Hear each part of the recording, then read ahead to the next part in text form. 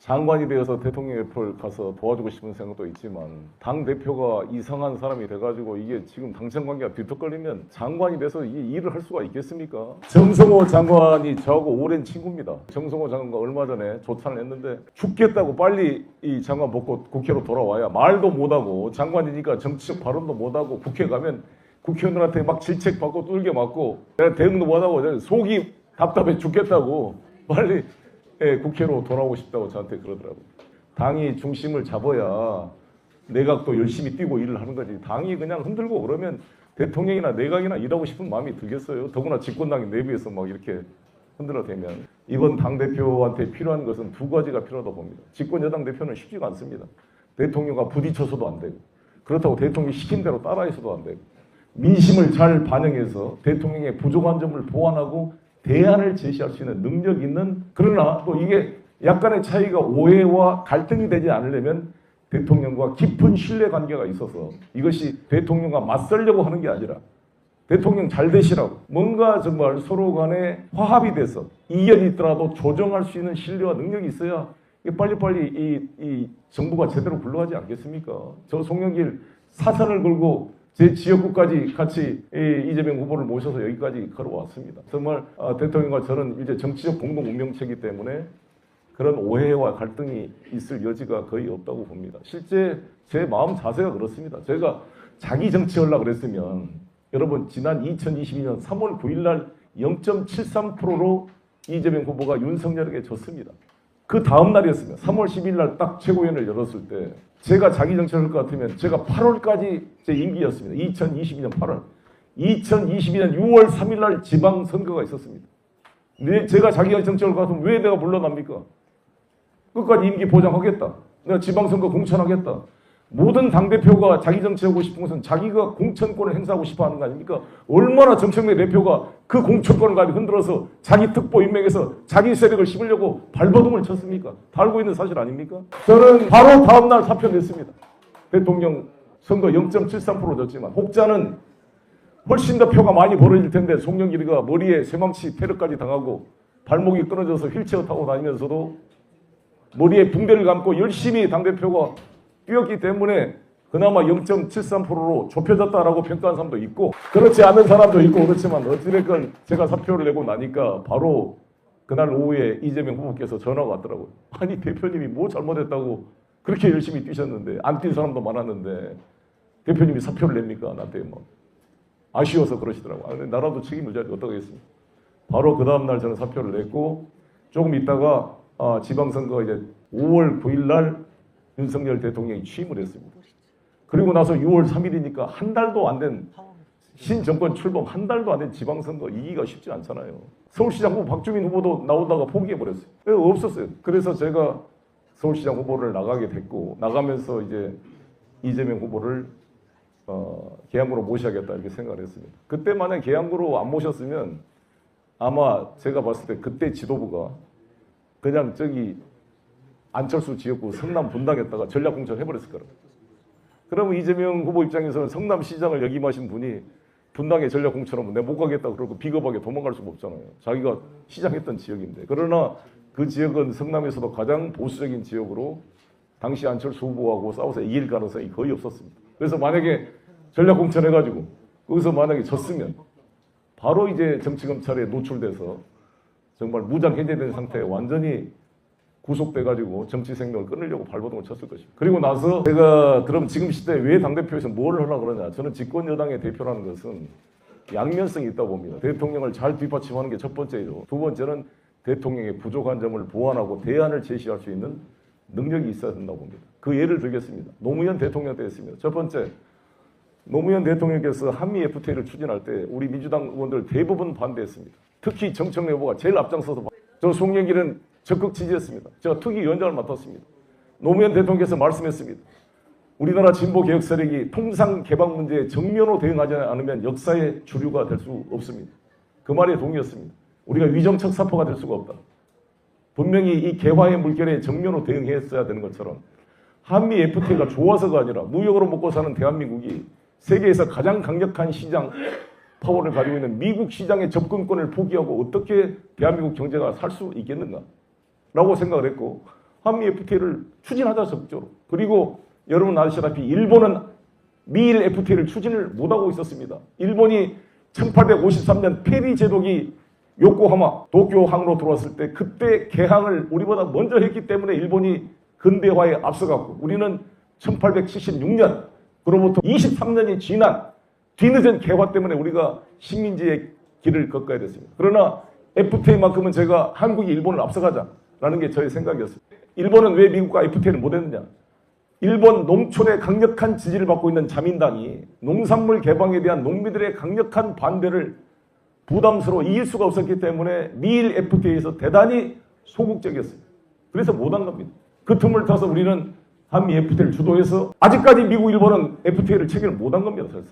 우리 한미 FTA 먼저 해가지고 뚫어낸 거죠. 대신 저는 FTA에 개성공단 원산지 인정 규정을 집어넣으라고 웬디 커튼한테 가서 제가 개성공단에서 만든 정말 로마서 시계까지 갖다 주고 이 개성공단이 가지고 있는 의미를 설명을 수차례 만나서 했습니다.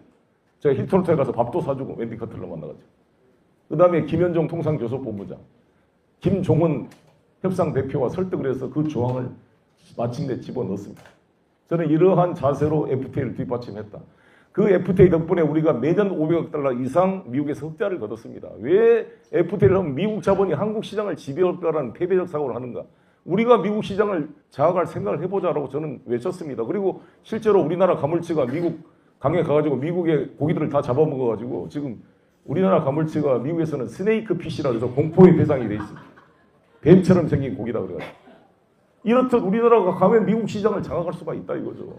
심지어 저는 미국 갈 때마다 250만 재미동포들, 동포 사이가 초청받으면 연설하면서 뭐냐. 재미동포에서 2세, 3세에서 미국 대통령이 나오는 시대를 꿈꿔봅시다. 그렇지 않습니까? 미국은 이민자의 나라 아니에요. 아니 케냐 출신 흑인 대통령도 나오는데 대한민국 출신 대통령이 나오지 말란 법이 없지 않습니까? 자신감을 가지고 지금 현대 기아 자동차가 미국 자동차 시장의 11%를 넘어가고 있잖아요. 결국 한미 FTA 결국 어떻게 됐냐? 매년 500억 달러 이상씩 대미 흑자를 거둔 겁니다. FTA 덕분 아닙니까? 그래서 오죽했으면 트럼프 대통령이 한미 FTA 때문에 한국이 미국을 착취를 해가지고 돈을 뽑아갔다. 그래서 다시 돌려내놔라. 이게 지금 소위 말한 이 팩트시트 3,500억 달러 투자 강요입니다. 두 번째는 우리나라 연기금이 지금 1,600조가 넘어가는데 제가 2005년도에 연기금 주식 투자 비율이 3.3%, 약 4%가 안 됐습니다. 그때 제가 25% 이상 올리자고 그랬어요. 그때 보건복지부 장관이 김근태 장관이었습니다. 우리 운동권 출신들은 주식을 잘 모르니까 주식 그러면 투기 이렇게 생각해서 국민연금을 주식시장에 투자하는 것에 대해서 대단히 소극적이었고 부정적이었습니다. 대부분 채권, 안전한 채권 투자에 몸에 있었고 주식 투자 비율이 매우 낮았습니다. 제가 외쳤습니다. 지금 주가지수 600밖에 안 되는데 2000 시대가 옵니다. 우리 주식 가집시다. 제가 저부터 모범적으로 우리 주식 갖기 운동, 여러분 우리 주식 갖기 운동 송영길 네이버에 쳐보면 나옵니다. 송영길이 그때 어떻게 했는지. 제가 그때 재선이 돼가지고 조선원들 김현미 의원, 강기정 의원들한테 야 돈 100만 원씩 내놔. 그래서 정리식 펀드 집어넣어가지고 우리 주식을 사게 했어요. 저도 현대자동차 10주 샀는데 그때 5만 원이었어요. 20만 원 시대가 온다. 그렇게 저도 100만 원씩 정리식 펀드를 그때 제가 만들었습니다. 기재위에서. 그래서 그 주식을 몇 개 사놨어요. 그게 최근에 주식을 까봤어요. 그때 사놓고 2006년도에 한 20년 다 돼서 까봤더니 3,800만 원이 됐더라고요. 3,800만 원. 그래서 3달 전에 그거를 다 털어가지고 SK하이닉스 삼성전자로 싹 갈아탔더니 순위 1억이 돼서 1억. 지금 우리나라 연기금의 주식 투자 비율이 55%입니다. 55%. 3.3%에서 55%까지 올라왔어요. 그래서 35%는 해외 주식, 20%가 한국 주식인데 작년에 우리 연기금이 순이익이 230조를 넘게 이익을 남겼습니다. 최근 연이율 8% 이상 이익을 남기고 있습니다.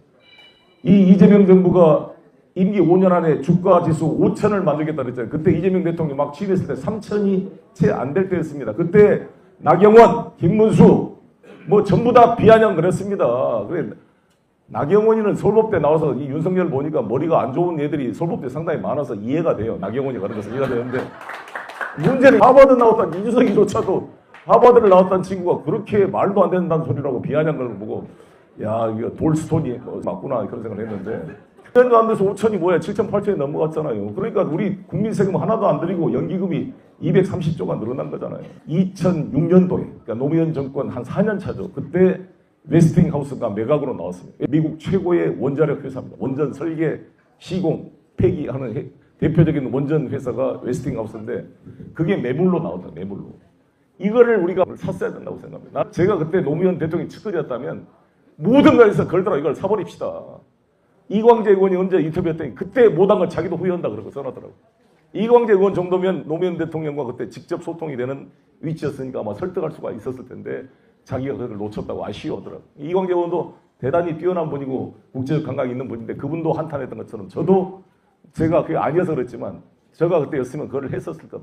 이 세계 원전 시장을 중국, 러시아가 장악하고 있는데 우리 대한민국이 포기를 해버리면 미국 웨스팅하우스는 중국, 러시아 원전 시장에 대항할 만한 능력이 없습니다. 실적이 없어요. 우리와 웨스팅하우스가 미국이 전략적 협력을 맺어서 중국, 러시아의 원전 시장 지배를 견제를 해야 세계 안보 차원에서도 필요합니다. 그래서 결국 문재인 대통령이 바이든 만나가지고 원전에 대한 전략적 협정을 맺고 왔습니다. 오기는 왔는데 아무튼 신한울 3, 4호기는 재개를 안 했다가 결국 윤석열 때 재개가 됐어요. 그런 아쉬움이 있었다. 그러나 어찌됐든 그때 제가 이낙연 총리님, 정세균 총리님하고도 개별적 식사를 할 때마다 김진표 총리 만날 때마다 제가 이야기를 하면 저한테 다 맞다 그래요. 송영길 의원 말이 맞다. 탈원전 속도 좀 맞다. 그런데 대통령 앞에 가서는 무서워서 아무 말도 못한 거죠. 대통령이 탈원전만 이야기하면 경기를 내니까 이 판도라 상자를 보고 너무 강력한 이 원전에 대한 이 선입견이 이 문재인 대통령한테 강하게 자리 잡고 있었기 때문에 안 되더라고요. 근데 저는 당 대표인데 내가 대통령 임명한 사람도 아닌데 그런 말을 전달을 해야 되는 거죠. 그 다음에 또 하나는 뭐냐. 종부세, 양도세를 9억을 12억으로 올립시다. 이 종부세라는 것은 아직 소득이 현실화되기 전이잖아요. 그냥 장부상 가격만 올라가게 돼 현금으로 세금 넣으면 어떻게 되겠습니까? 그리고 이거를 12억으로 1가구 1주택만큼은 다주택은 하더라도 12억으로 올리자 그랬더니 근데 청와대가 끝까지 반대했어요. 제가 끝까지 설득해서 의총회를 열어가지고 막 김영우 의원 기억나시죠? 그때 의총회 때 치열한 논쟁을 하게 했어요. 몇 시간 동안 찬반 논쟁을 한 다음에 투표를 붙여가지고 통과시켰어요. 그때 만약에 12억으로 안 올려놨으면요. 서울 시민의 거의 25% 이상 약 30% 정도가 다 종부세 부과 대상이 됐을 겁니다. 그러면 내가 대선 못 치른다 그랬어요. 대선. 지금도 12억을 올려놨는데도 내가 국세청장 보고를 들어보니까 올해 말에 18만 명이 종부세 부과 대상으로 늘어난다 그럽니다. 종부세 세입이 얼마요? 물어봤더니 5조라는 거. 5조 중에 1가구 1주택 종부세 얼마요? 1조가 채 안 돼요. 약 9천억 정도 됩니다. 그래서 이번에 나는 반도체로 50조 이상의 초과 세수가 온다는데 왜 1조 가지고 목숨을 걸라 그러냐. 제가 주장하는 게. 그리고 부동산 문제를 해결하는 것은 세금으로만 해결될 수가 없고 공급을 닥치고 공급해야 된다. 공급을 무조건 빨리 해야 되고. 여러분 이게 동의하십니까? 예.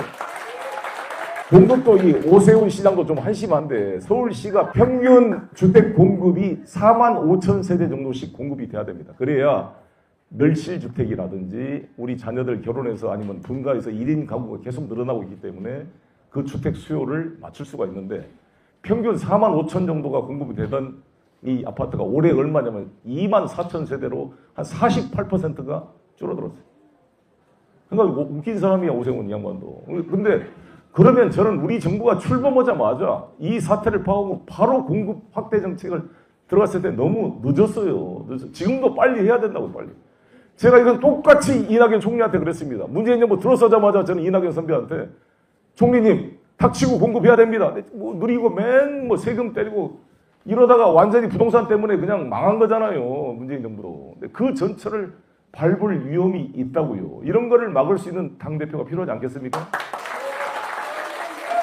그 다음에 지금 지방 경기가 다 죽어 있다고요. 건설 경기도 죽어 있고. 왜 이렇게 PF를 다 옥죄해가지고 아무것도 안 된다면 다 자금줄을 막아놓으니까. 그러니까 무슨 우리 국민들이 전부 다 SK 하이닉스, 삼성전자 주식만 바라보고 먹고 사는 사람이 얼마나 되겠습니까? 그러면 적어도 집권 여당의 대표는 경제를 아는 대표가 필요하다. 저 송영길은 변호사나 법대를 나온 게 아니라 제가 상대를 나왔습니다. 그리고 제 친구 후배들이 다 기업 CEO들입니다. 아모레퍼시픽 서경배 회장이 제 짝꿍이었어요. 우리 과에. 그러니까 다 제 뭐 후배들 뭐 미래에셋 펀드 매니저보다 다 주변에 채권, 주식, 금융 전문가들이 많습니다. 그래서 그 친구들 항상 이야기하면서 경제를 배웠고 저도 국회 기재위에 있었고 더구나 부도 위기에 인천을 한번 운영해서 인천을 살려본 경험이 있잖아요. 한 10조가 넘는 기업을 운영해보면 똑같잖아요. 그래서 지금 있는 3명의 후보 중에 이 경제 경영을 공부한 사람 제가 유일합니다. 맞습니까? 그리고 광역자치단체를 경험한 것도 제가 유일합니다. 그리고 변호사 자격을 가진 것도 제가 유일합니다. 그리고 노동운동을 해본 것도 제가 유일합니다. 저는 7년 동안 노동 현장에서 노동자의 삶을 경험했습니다. 그래서 저는 경제가 그래도 부족하 나면 어떻게 돌아가는지 알고 있고, 제가 지금 있는 3명의 후보에 비해서 가장 글로벌 네트워크를 가지고 있습니다. 지금도 러시아, 중국, 일본, 미국의 주요 인사들과 실시간으로 소통을 하고 있습니다. 그리고 인민일보, 아사히 신문, 러시아 신문, 미국 신문을 실시간으로 원문을 읽을 수가 있습니다. 그래서 어떻게 경제가 돌아가는지를, 세계 경제 동향을 가장 민감하게 파악할 수 있는 저는 조건이 있는 게, 정청래 대표님 1년 동안의 쭉 워딩을 보면은 국제 문제에 대한 전혀 지식이 부족하기 때문에 그에 대한 발언이 거의 없습니다.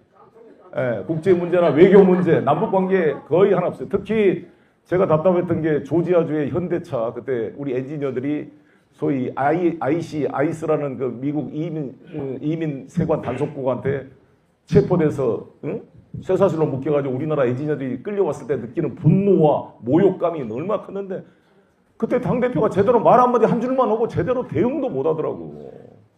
그래서 제가 소나무당 대표인데 제가 그래서 성명서를 발표했습니다. 그랬더니 그 다음에 몇 명 국회의원들이 또 성명 발표하더라고요. 근데 당대표나 최고위원들은 그냥 워딩 하나 정도. 너무 답답했어요. 이럴 때 강하게 정말 외신 기자들 다 불러놓고 그냥 영어로 조제했어야 돼. 영어로. 이런 미친 짓이냐 말이야.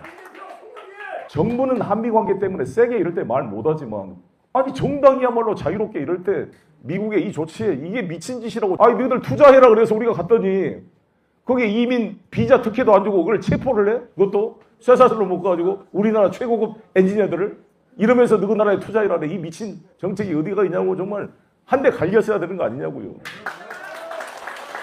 그런 게 너무 약한 거야. 맨 내부에 그냥 동네 축구만 하고 있는 동네 축구. 이게 월드컵 선수로 가서 뛰어야 될 판에 맨 K리그도 아니고 동네 축구를 하고 있다고요. GPU 이재명과 HBM 송영길이 힘을 합해서 AI 강국 대체불가 대한민국을 만들어가겠습니다. 이 박정희 대통령이 경부고속도로를 만들었다면 김대중 대통령께서 정말 광통신 전국 브로드밴드를 만들어서 IT 고속도로를 만들었습니다. 문재인 대통령 때 MTC야 미사일 통제 기구를 해체시켜가지고 우리나라 로켓에 고체 연료를 쓸 수 있도록 미국의 허락을 받았고, 우리가 탄두 중량 500kg, 탄두 사거리 800km의 제한을 미국이 걸어놨습니다. NTC야 미사일 테크놀로지 컨트롤이라는 것, 그런 협약을 걸어가지고 우리나라 미사일 개발을 통제해왔거든요. 이거를 박정희 대통령이 자주국방에 기치를 걸고 백곰 프로젝트부에서 나이키 허큘리스 미사일을 개발한 이래 지금까지 현무 1, 2, 3, 4까지 세계적인 로켓 미사일을 개발을 해왔는데, 이 통제를 문재인 정부 때 완전히 해체시켰습니다. 그래서 제가 문재인 정부 때 우주를 향한 고속도로를 놨다 그랬습니다. 이론상 ICBM, 인터컨티넨탈 바운드 미사일, 대륙간 탄도탄, 우주선 발사가 가능한 시대를 만드는 겁니다. 이제 우리 이재명 정부에 들어와서 AI 고속도로를 만들어 갈 것입니다. AI 시대의 새로운 AI 강국 대한민국의 꿈이 하나씩 이루어져 가고 있습니다.